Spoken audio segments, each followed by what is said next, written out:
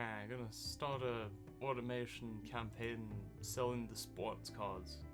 No family cars, no utes, no off-roads. Start in Frunia. Probably don't need to go into advanced. Yeah, I'll just leave all of that.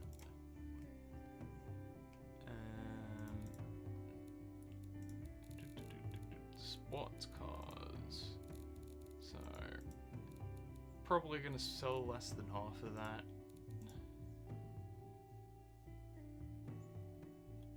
Yeah, so it was always good to double check, like, limit to awareness.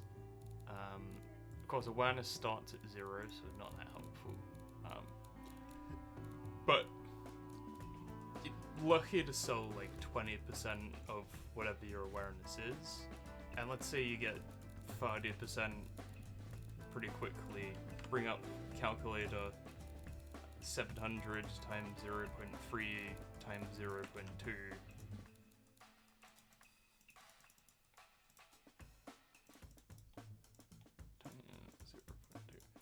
Okay, so like 42 sports cards being sold.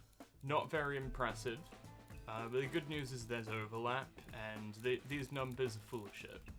Because, I mean, this is game start, and you're not going to produce anything for at least 20 months anyway. Because it takes time to build them engine factories.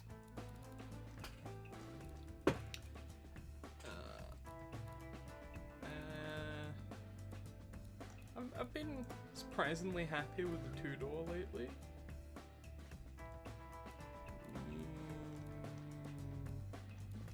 How's that compared to the 2.3 one?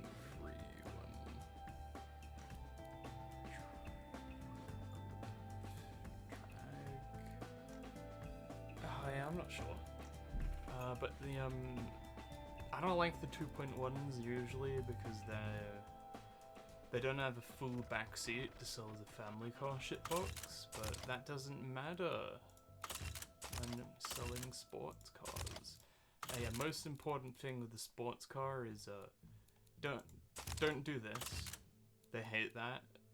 Practically everyone does. Just give everything, particularly sports cars, double wishbone.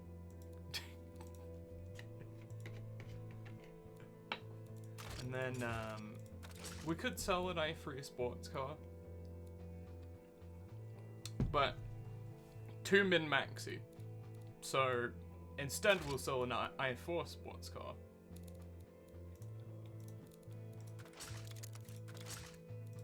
And we want good RPM, so we'll give it all of those. And just click through all of this stuff. Right. Decisions. So, good value buys are baffled cost mid, but quite a lot more high RPM performance out of a standard mid or a perf mid, perf high. These cost a lot more compared to the compact. Those PUs, gotta keep them down. Oftentimes, you just get away with not a big price difference there. Starting with everything on minimum price. It's tricky with a sports car because you want the sportiness stat, and I think there's a modifier like loud car more sporty, but it's very hard to get the comfort up when you've got the manual gearbox and the non-hydraulic steering and the sporty suspension. So sometimes quieter engine can be good. And let's just start by using these because we'll change some other sliders around. Frunia, Deluha will work with 92.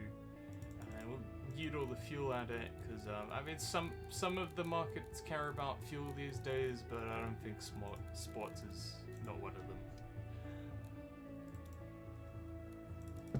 And then getting good engine RPM is to an extent, its own benefit, because it improves gearboxes. But it's tricky with reliability, right? Like, it's gonna do all of this. This obviously won't run. And like, engine this size, see, it starts to go backwards with too much cam. That's just because this engine is just too fat to run that much RPM with 46 tech. Good news is I could just make it a little less fat. Do like an 80 by 70. That seems cheaper enough. And then we've already got those nice and high up there. Okay, so that's about all the RPM we can get. And you don't want an over RPM these lower power starter engines. So that means I'll probably cut it off around here. But if you're going from like 400 to 200 kilowatts, sometimes the over RPM's nice. And then what can I do to make it not stupid? Yeah, so this is the main benefit to the manifolds. I'm not gonna do that at game start, which means I'll just start by bringing the RPM back to like, don't want to over RPM too much, it's kind of weak. Around about there. Probably a couple more for the reliability, yeah. Because, I mean, normally you just reduce this, those numbers go up. But this is quite weak for a sports car. And the good news is they don't really care about engine power when you make the sports car smaller and not light enough. Like this 2.1 thing. Let's see, how much speed is this actually going to get? It's probably a reasonable amount with the tiny engine. Let's see, rack, safety, and we'll give it like a normal suspension, you know, halfway between there and there, because they do like the comfort. And get this down to a reasonable amount. See, that, they already don't hate this, but this is, all of these are relative against competition that does not exist at the start of the game. So they will hate this, but one thing I can do is get that stat from there to there.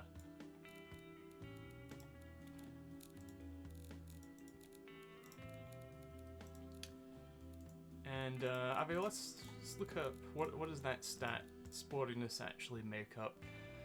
So they care about power and speed to an extent.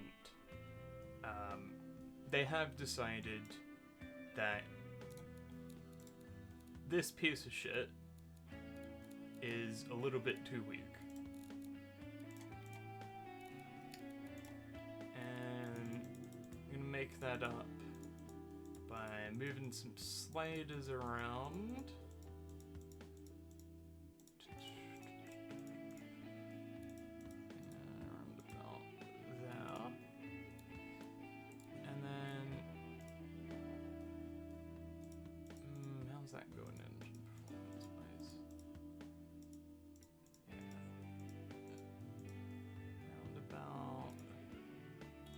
About there. Lose some of that. A little bit. Not a lot. Okay, not making up so much yet. It's hard to get good RPM on the starter engines without using, you know, expensive manifolds or forged parts or just a tiny engine. More cylinders, good way to go, but engine power, you can make it work without a powerful engine. Overrated.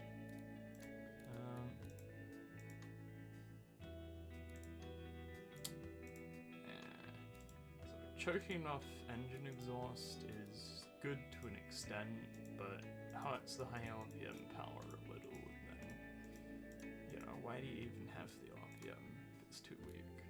The whole engine's weak. Sometimes they run better with leaner fuel. I usually don't use the ignition map much, because the reliability tanks, and you bring it the other way, doesn't do much, but then the power tanks. But I've heard sometimes, I think getting the throttle response better can help with sports cars, but it doesn't do much for you.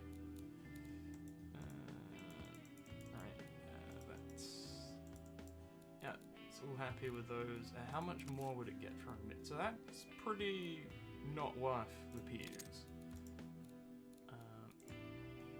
And then do all that.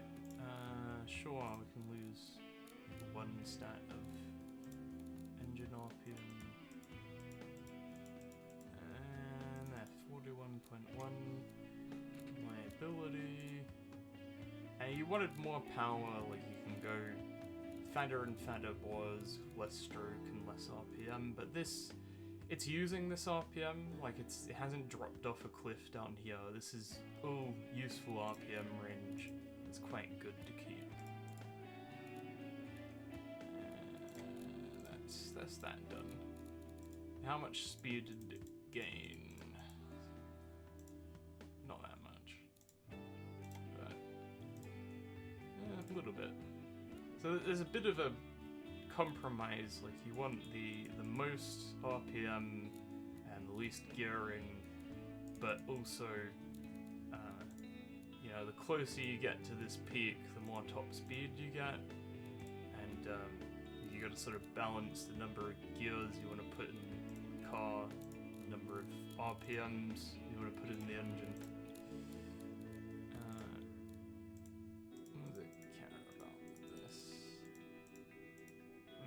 Sometimes spacing matters, particularly for like utes and vans and things that want it at the top. And sometimes cars, when they've got extra tires, they want more as well. But these days it doesn't matter that much. And we want lots of grip for a sports car, especially this one has cheap tires because it's slow. And that means making them nice and big can be handy.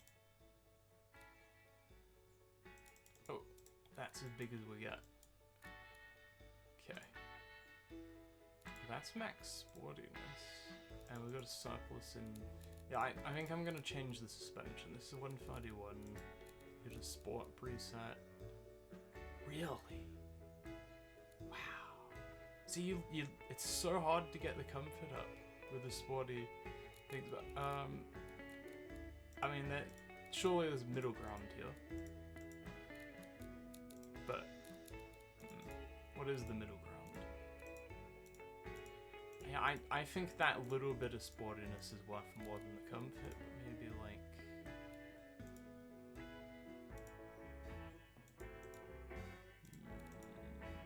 that.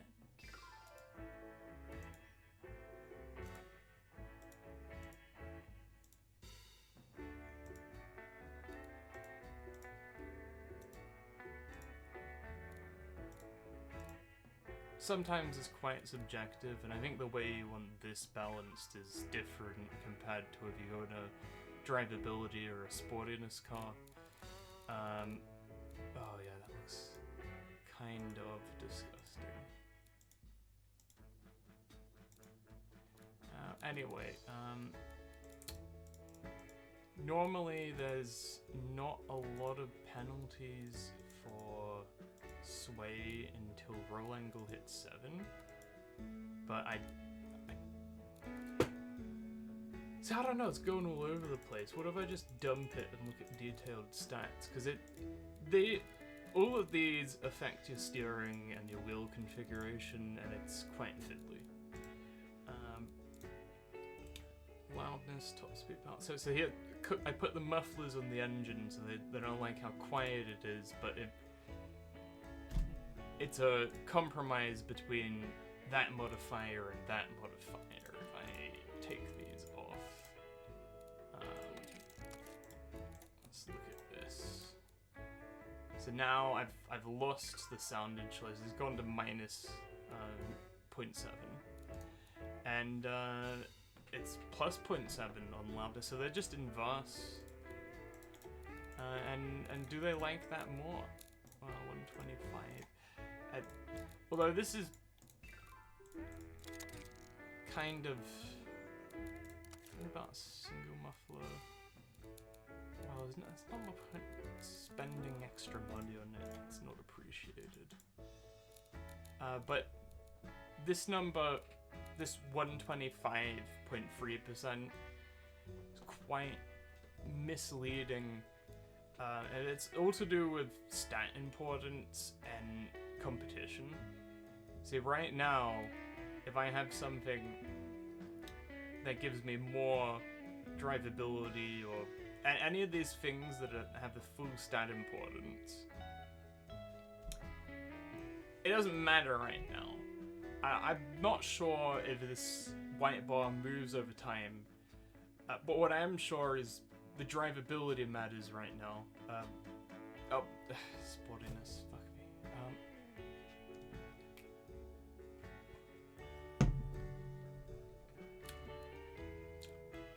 And, okay, more importantly, these yellow ones are gonna move way over here after I release the car.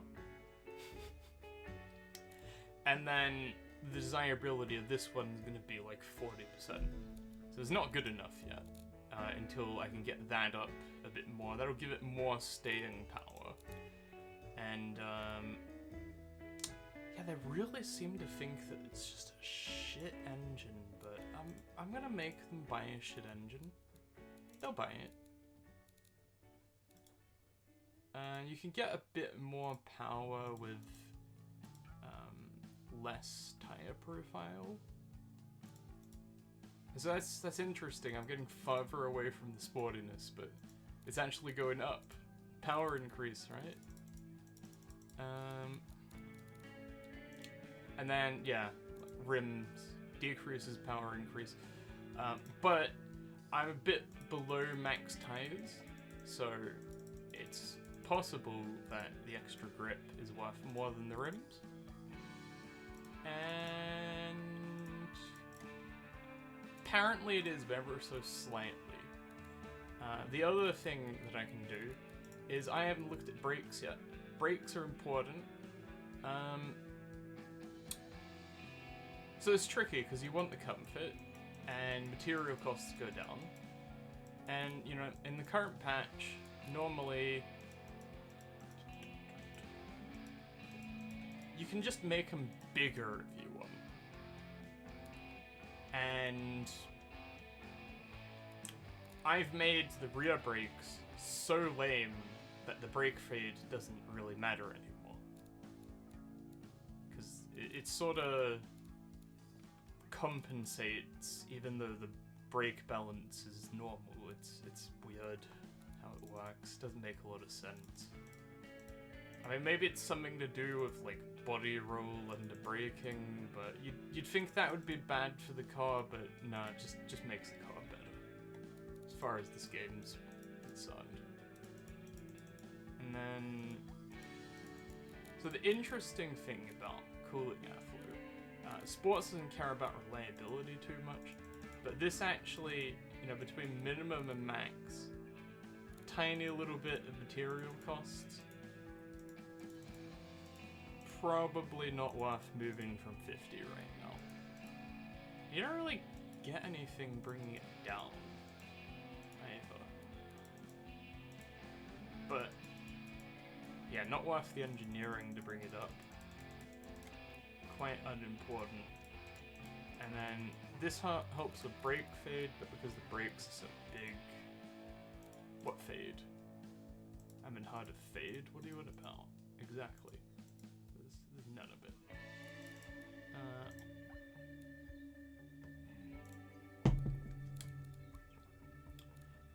heavier brings more comfort, but because the engine's so weak, they don't like it. That's the thing. You go maximum cabin size, and you know, you go heavy like steel ladder. Then you need a lot of engine. But if you have tiny little car, you make it out of light metal, and you don't make it a big, heavy, comfy thing, then they don't care. Like, why would they care about engine power if the car goes fast without engine?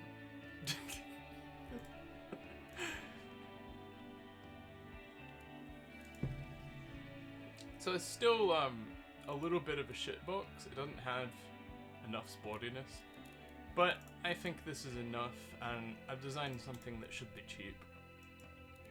And sliders. So it's pretty good to start with full process when you have an alloy body. And then this also, does it affect PUs? Yeah, this will increase the PU cost, which is actually a benefit sometimes when you start with these, you know, these smaller markets is predicted, based on my napkin math, I should sell like 42 sports cars. It's a bit of work to get your production down to 42. And so you definitely don't want to increase tooling slider on a car factory. Ugh, ugh. No, not this early.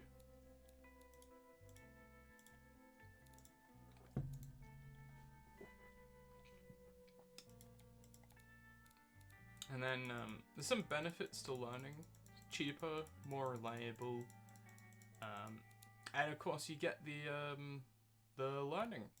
Although this is kind of weird because this is per engine project. So like something like this many times is optimal. And it's just this horrible micro. Blech. Why did they make the game like this? I mean, I feel like it shouldn't be based on the amount of projects you should do. It should be based on, like, time and dollars spent engineering, but it's based on number of projects. And, I guess, Engine Factory, normally it's quite important to get the tooling up at least to 50%. The gains are kind of shit above that. And then reliability, a lot of markets kind of want around 55, which this won't get. But sports doesn't care that much, so we'll give it like that much, and then okay, we might as well spend the rest. Round 20. New car factory. Alright, we don't have Doolittle car yet. So Hetfezi is best for cars, and Fruni is best for engines, and that is just labor costs and wage sliders. High wage sliders are a rip-off here, cheap here. So, see that? It doesn't make it too much more expensive. And this is what we're not gonna do. Not gonna do this because we can't sell 945 cars, but it... Yeah, which number you trust? But anyway, we can't sell that much, so we're not gonna start like that. We'll bring the wages down. That's your biggest thing is wages, like... So see the staff required? Yeah, you look at the pie chart too much. It's a bad idea. You want to look at with the automation slider is the staff required, and the number of shifts times the staff is basically your cost, not whatever the pie chart says. And that's confusing because it doesn't even have wages in engine factories. They're in the car factories. Well, this game, this GUI. And then, so there's a double-edged sword here. I get more bang for my buck out of my factory with less tooling quality because tools cost money, and I don't need the engines. And noticeably, this doesn't affect staff required. So if I end up underselling engines, and my engine factory is stuck on 1.0 shifts, it's going to be producing like 280 engines, and it's going to cost me the same amount of staff, regardless of how much tooling slider there is. This is just wasted money. But if I sell more than 1.0 shifts of engines, if I have this at full capacity, then the output should work a bit more like how the pie charts say it. However, I know it won't, because I'm not selling that many. And the other thing is the automation slider helps with hiring, because less people.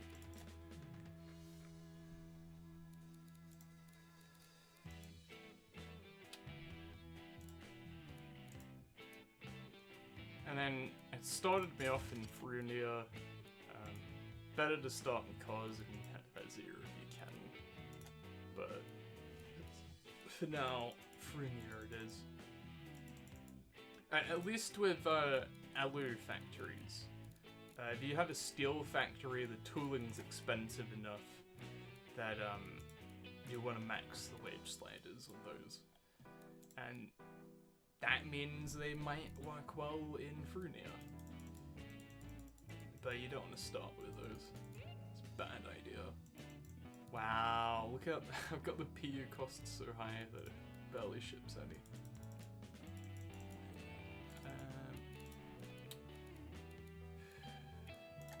Now the shift slider, somewhat important.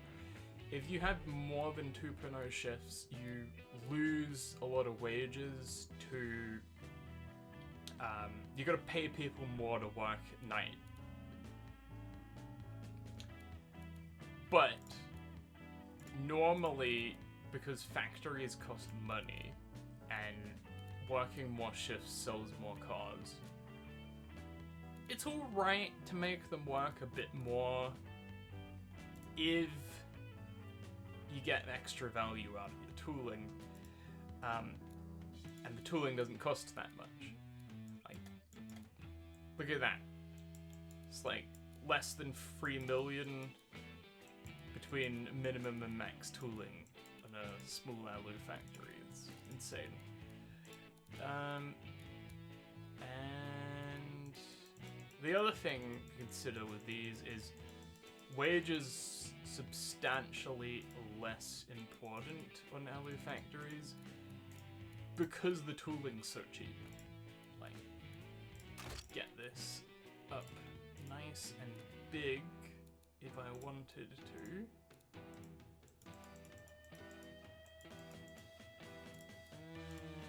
Something like that. And yeah, nothing really stopping me from doing that if I sell more than like 100 cars. I might not, but let's find out. And this is a lot closer to the 1.0 shifts of the engine factory. Like, you don't want your maximum car output to be less than your minimum engine output, or you're wasting loads of money.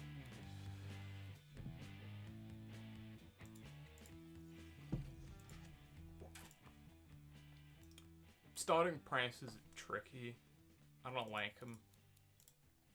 And the other thing, you can untick these, because sometimes you take a big investment in engineering or tooling and it stuffs with the margin calculation, even though you can reuse the engineering and the tooling. So, if you're selling a lot of cars, something like this, pretty good for a sports car. But, and then I like to set the price because the market will pay what it wants to pay, and it doesn't really matter if one of your factories is costing a little bit more or less to produce the car. Who cares how that affects margins? Just charge people as much as they'll pay. This will be projected to sell very little. but it would sell. And the way games economies inflate, budgets go up is great idea if it didn't underproduce my engine factory, because I'm a bit worried about the engine factory paying for like 200 engines even when I don't sell that many. Okay, cost off. Do I have some minimum wages yet?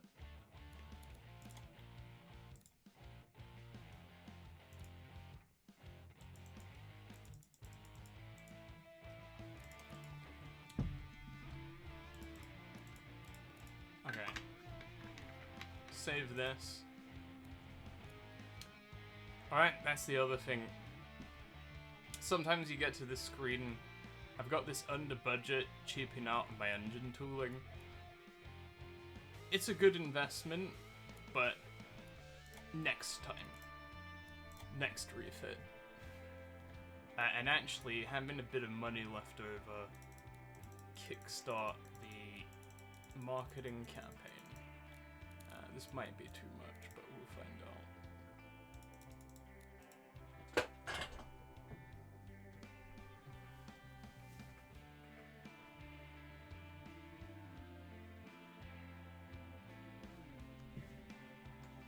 Just watch it go. Apparently my car is a little bit cheaper than the competition's cars. And yeah, I could have charged a lot more, but don't want to spend too much on those engines.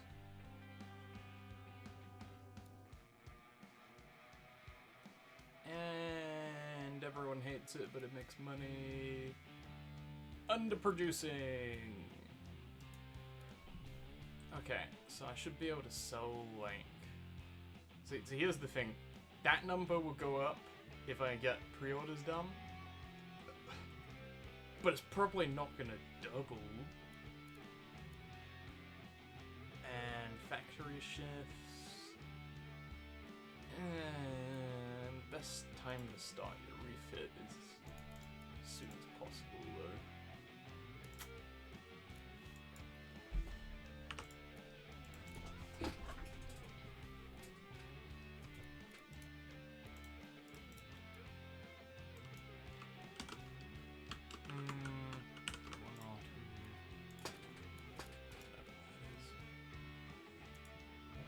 I didn't even min-max the sliders in the engine.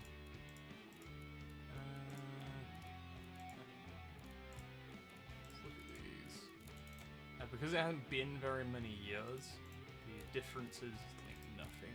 And in fact, yeah, that's the other thing. Starting as soon as possible is usually good, but waiting for automatic's good too. Except this is a sports car, so we'll just keep it on manual. Yeah, keep that. Mostly looking at changing some sliders and factories around. They like those extra gears. A little bit, not much.